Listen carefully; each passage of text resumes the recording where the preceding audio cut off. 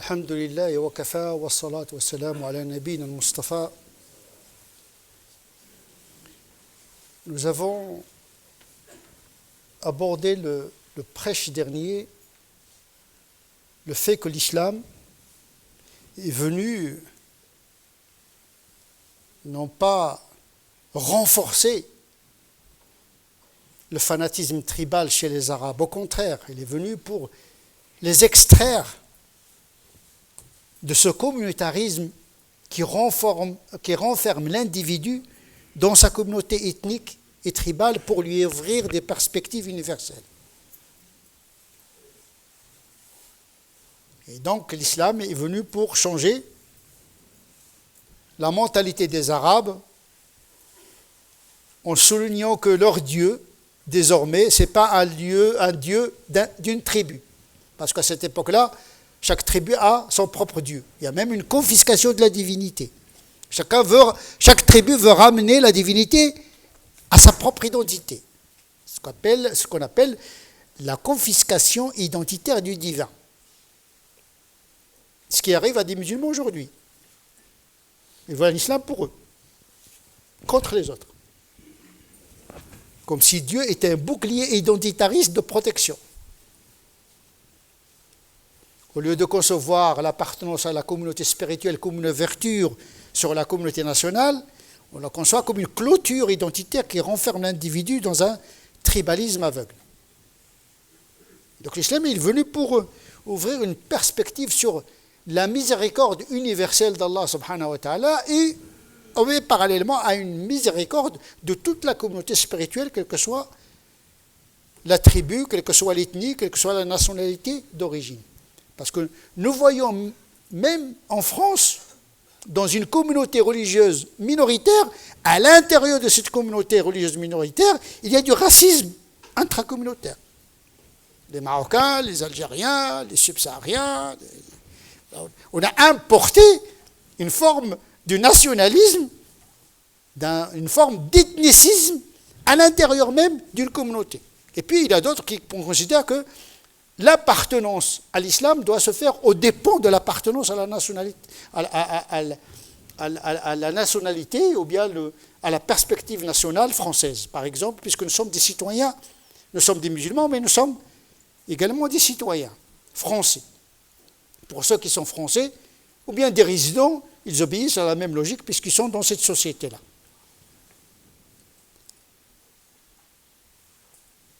Parallèlement à cette démarche d'ouverture vers l'universel, vers une miséricorde d'Allah subhanahu wa ta'ala disponible et gratuite à tout le monde, et spécifique pour les croyants, il est venu également apaiser, alléger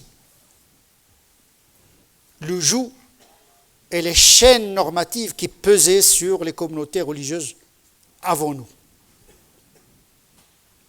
Dans un passage du Coran, le Coran rappelle que ce prophète, un Nabi al-Ummi, ce prophète qui n'a pas reçu auparavant de livre, est venu justement pour ordonner le bien. Il n'a pas inventé le bien tout le monde le connaît.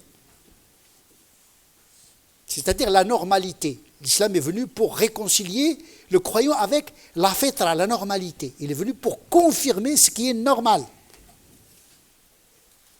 Dinul fitra. Ya'muru bil ma'ruf wa yanhahu 'anil munkar. Il leur recommande le bien et il leur interdit le mal. C'est-à-dire une conscience de l'intérieur confirmée par une conscience extérieure, c'est-à-dire par une révélation. D'ailleurs, le Coran s'appelle al-dhikr, le rappel, parce qu'il rappelle quelque chose qui est disponible. L'islam n'a pas inventé la morale, la notion du bien. Bien personnel, bien familial, bien communautaire, bien commun. Il leur permet, il leur rend licite ce qui est pur. La pureté, elle est accessible à tout le monde. C'est parce que pur qu'elle est licite. Donc en vérité, la pureté, elle est donnée d'emblée, avant le Coran. Le Coran est venu pour confirmer que ce qui est pur est licite et interdire ce qui est impur, ce que les âmes répugnent par nature. Mais surtout, il est venu pour alléger, pour lever le joug et les chaînes qui pesaient sur les communautés avant nous. Il n'est pas venu pour substituer des chaînes par des chaînes, ni d'en rajouter encore moins. Donc tout retour à la loi mosaïque est une régression. C'est une remontée vers le Hanifiyya Samha. Il faut continuer le retour jusqu'à Abraham, parce que la loi d'Abraham était le Hanifiyya Samha, c'était la loi simple. Ce retour à la tradition abrahamique passe par l'allègement de la loi de la Torah, qui était dure, parce que venue pour un peuple particulier dans une époque particulière. Et puisque l'islam se veut universel, il doit être accessible à tout le monde. On n'a pas le droit de le réserver à une époque donnée, à une population donnée, à un niveau religieux particulier. C'est comme un souffle, c'est comme un ruh. Chacun, il puise dans son ruh en fonction de son énergie propre. Eh bien, il est venu pour alléger, pas pour alourdir. Et c'était comme ça que les compagnons vivaient avec le prophète, sallallahu alayhi wa sallam. Ils avaient un rapport spontané avec la religion. Il n'y avait pas d'artifice, il n'y avait pas de façon, il n'y avait pas d'apparence. Ils étaient dans une pratique, une interprétation de la religion conforme à leur tradition, parce que quand le Coran parle bil ma'rouf, il y a ce qui est naturel, il y a ce qui est également la tradition du peuple. Beaucoup de lois dans le Coran renvoient aux traditions des Arabes, parce que le Coran ne veut pas leur imposer d'autres traditions qui ne sont pas les leurs. Ce serait injuste d'importer un islam interprété dans une culture pour l'imposer à une autre culture. C'est une trahison de l'esprit de l'islam. L'islam doit être toujours traduit dans la langue, le langage, les habitudes des peuples qu'il rencontre. Parce qu'il n'y a pas que la norme abstraite, il y a la culture, il y a la nature de la tradition. Il y a également le qudra, la capacité de pratiquer ou pas, de réduire la pratique, de l'ajuster, de la modérer ou pas. Et donc quand on dit que l'islam est une religion naturelle, cela suppose la plasticité, l'ajustement et l'adaptation, pour rendre cette religion plus naturelle, en phase avec le public cible, selon les époques et les géographies. Et donc, Abu Bakr, Omar ibn Khattab, Uthman, quand vous lisez la biographie des compagnons, chacun il avait sa personnalité propre. D'ailleurs, ils ne connaissaient pas tous le Coran, ni ils connaissaient tous les hadiths qui sont dans le Bukhari. Les textes sont compilés par la suite. Dans le compagnon, il a un hadith dans sa tête, ça fait il vit avec un hadith. Nous, aujourd'hui, on a des dizaines de milliers de hadiths. Avec le Coran, aujourd'hui, les gens lisent le Coran directement. À l'époque du prophète, ils n'avaient pas tous, les compagnons, ils n'avaient pas tous le Coran. Mais ils vivaient la totalité de l'islam. Ils étaient plus pieux que nous. Cherchez l'erreur, où est-ce qu'il est le problème? La qualité de leur religiosité est supérieure à la nôtre. Pourtant, nous avons beaucoup de connaissances sur la religion, plus qu'eux.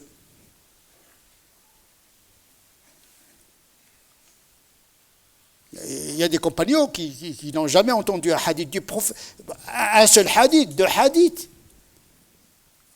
Ils connaissent un verset, plutôt une sourate, deux sourates.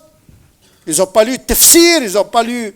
Mais ils vivaient cette religion, cette roh, cet esprit de la religion les habitait. Mais c'était naturel. Aujourd'hui, notre religion est devenue presque une religion forcée, contre nature et parfois contre les traditions des peuples. Il y a une forme de totalitarisme. On va imposer les mêmes goûts, les mêmes interprétations, les mêmes habits, les mêmes modes de vie, etc. Il y a une mondialisation aujourd'hui de l'islam totalitaire qui veut s'imposer à tous les musulmans, quel que soit leur contexte. Ce serait une trahison de l'esprit du message qui part de la réalité de la population en question, comme l'a fait le Coran, avec le peuple arabe. Pas pour reproduire le modèle arabe, mais pour reproduire la pédagogie divine qui négocie une valeur absolue avec une réalité donnée. Mais l'esprit de l'islam, il est simple, il doit être accessible, il doit être lisible, intelligible, praticable, à tous les niveaux, avec des degrés différents, selon les individus, selon les peuples, selon les époques. Cet islam qui était spontané, simple chez les primo-musulmans, Sahaba et Tabi'in, c'est pourquoi on dit Salafiyya. Salafiyya, c'est quoi? C'est imiter le modèle des compagnons et des Tabi'in, les deux premières générations. Parce qu'ils étaient dans une proximité par rapport à l'esprit de la révélation. Ils vivaient cet islam simple. Donc c'était le modèle. Mais au fil du temps, ce salafisme spontané simple est devenu encombré par le cumul des interprétations des doctrines en matière théologique, en matière canonique. Vous ouvrez n'importe quel ouvrage du fiqh et vous allez voir le nombre des obligations, l'ahkam shar'iyya. C'est impraticable. Mais pour le plus pieux d'entre nous, c'est devenu même des ahkam théoriques, fictionnels, des lois qui n'ont jamais été applicables et qui ne seront jamais applicables. Donc il y avait un sport législatif, une trahison à l'esprit de l'islam, c'est-à-dire un retour aux chaînes normatives. Les kaba'ir, les péchés capitaux qui étaient au nombre de 7 à l'époque du prophète, à l'époque des Sahaba, à l'époque des Tabi'in, sont devenus, au Xe siècle de l'Hégire, ils ont atteint le nombre de 467 péchés graves. Au fil du temps, on a multiplié le degré du péché, à tel degré que presque toute faute devient une faute grave. Donc on a perdu la notion de la nuance dans le rapport normatif. Aujourd'hui, les musulmans bénéficient de cet héritage en matière de l'aqidah, en matière de sharia, beaucoup d'enseignements, beaucoup de prescriptions. Je peux vous citer des milliers et des milliers d'ahkam shar'iyya. C'est l'asphyxie totale de la religion. Je dirais une forme de trahison. On a rendu l'islam presque inaccessible. C'est pourquoi beaucoup de gens quittent silencieusement cette religion. On voit les gens qui viennent, mais pas pour longtemps. Ils restent 1 mois, 2 mois, 1 année, 3 années. Et ils résistent 10 ans, 20 ans. À l'âge de 50 ans, ils commencent à rétro-pédaler. Parce qu'il s'agit de faire un marathon. Vous savez, pratiquer la religion, c'est un marathon. C'est toute la vie. Et beaucoup de jeunes aujourd'hui, quand ils s'embarquent dans les pratiques, ils pensent qu'ils seront dans l'éternité. Ils seront toujours comme ça. Ils ne savent pas que le destin leur réserve des surprises.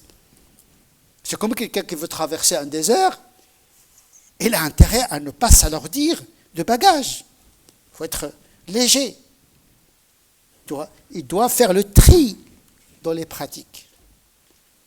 Toutes les pratiques n'ont pas cette même importance. En tout cas, la charia ne vise pas la contrainte, ni la gêne. Toute pratique qui perturbe la foi, toute pratique qui perturbe l'avenir psychologique ou sociologique, cette pratique doit être revisée, renégociée, ajustée. Puisque la charia, c'est-à-dire les pratiques, doit mener vers Dieu. Et si une pratique vous met les bâtons dans ce cheminement vers Dieu, il faut revoir la pratique. Quel est son impact spirituel? Quel est son impact moral? Quel est son impact social? Parce que les pratiques n'handicapent pas l'essor existentiel du musulman, que ce soit au niveau spirituel ou que ce soit au niveau matériel. C'est une gestion sensible et grave et redoutable.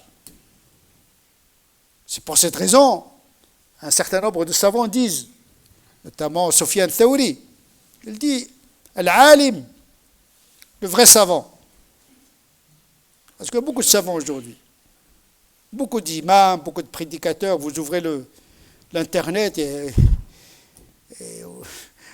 vous avez le loisir de contempler les interdits à gogo, les obligations à gogo.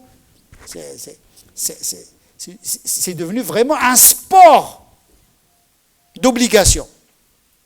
Sofiane Thaouri, qu'est-ce qu'il dit? Elle dit Al-Alim, le vrai savant, le vrai savoir, Al-Ilm, huwa ar-rukhsa min thiqa.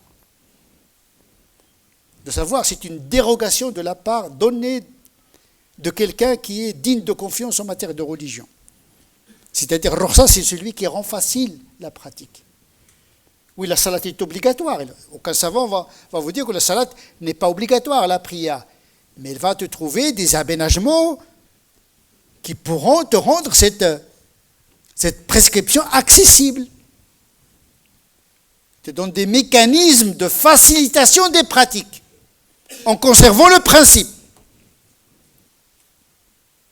Al-ilmu, rukhsa min thiqa. Amma at-tashaddudu,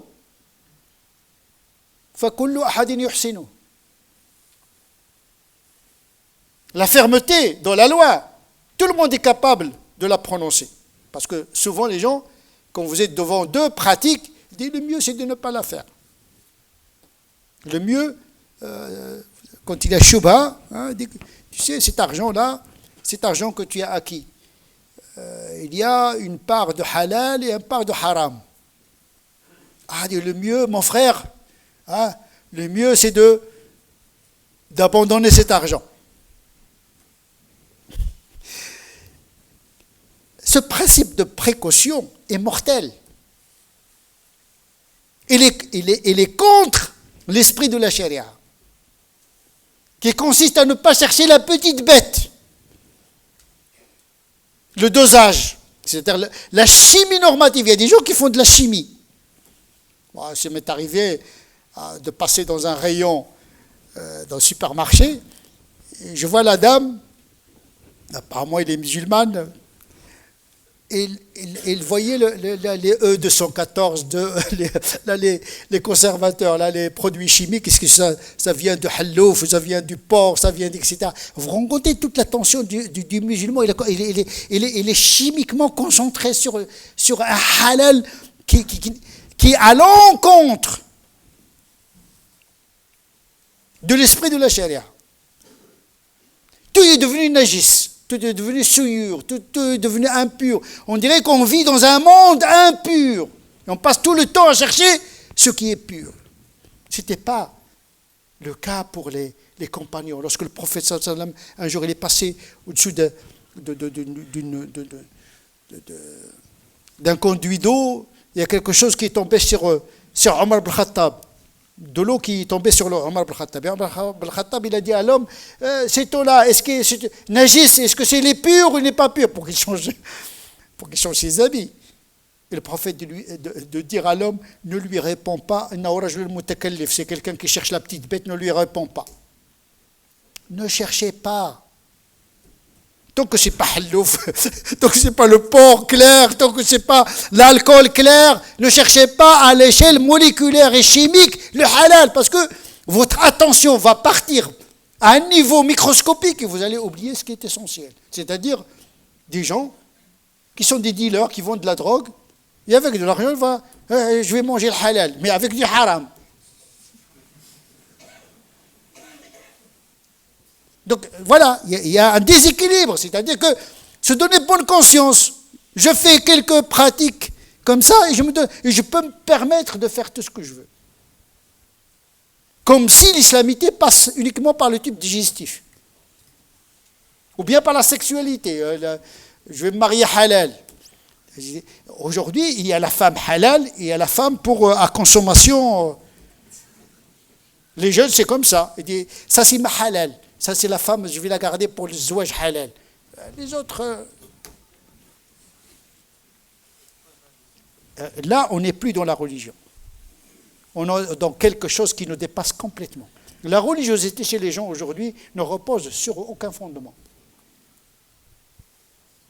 C'est comme le khawarij. Il est scrupuleux sur les détails, mais il est laxiste sur les valeurs morales. Capable de mentir, de trahir, d'être infidèle, de voler l'argent des autres, etc. Mais dès qu'il s'agit de quelques pratiques qui sont presque des marqueurs sociologiques d'appartenance, et là, il tient bon. Mais il tient bon dans rien du tout. Donc effectivement, c'est ne pas perdre cette spontanéité dans le rapport de la religion et de faire justement cette hiérarchisation des pratiques. Et comme disait Soufiane Thaouri, le vrai savoir, c'est rendre les pratiques faciles, de donner la dérogation des gens. Mais le fait de dire ça c'est haram, il vaut mieux que tu laisses ça. Ça c'est, quand il y a un choix entre le wajib et le fard, il dit non c'est un fard. Quand il s'agit de faire un choix entre le wajib talabi ou le wajib al-iqabi, tu dis ah c'est un wajib al-iqabi. Le prophète a dit, ou bien on a dit du prophète, lorsque le prophète fait un choix, il choisit toujours l'option la plus facile.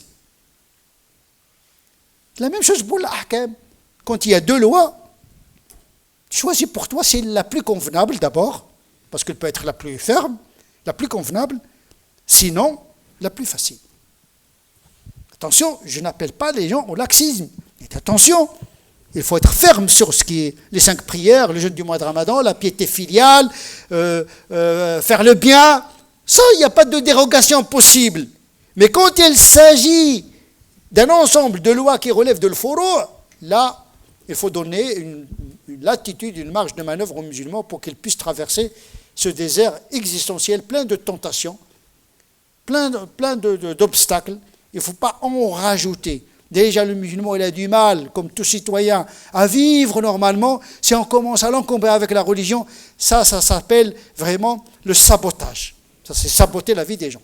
نسأل الله عز وجل أن يجعلنا من الذين يستمعون القول فيتبعون أحسنه أولئك الذين هداهم الله أولئك هم أولو الألباب اللهم اهدنا فيمن هديت وعافنا فيمن عافيت وتولنا فيمن توليت وبارك لنا فيما أعطيت وقنا واصرف عنا شر ما قضيت فإنك تقضي ولا يقضى عليك وأنه لا يذل من واليت ولا يعز من عاديت تبارك ربنا وتعاليت اللهم صل على سيدنا محمد وعلى آل سيدنا محمد كما صليت على سيدنا إبراهيم وعلى آل سيدنا إبراهيم وبارك على سيدنا محمد وعلى آل سيدنا محمد كما باركت على سيدنا إبراهيم وعلى آل سيدنا إبراهيم في العالمين إنك حميد مجيد سبحان ربك رب العزة عما يصفون وسلام على المرسلين والحمد لله رب العالمين.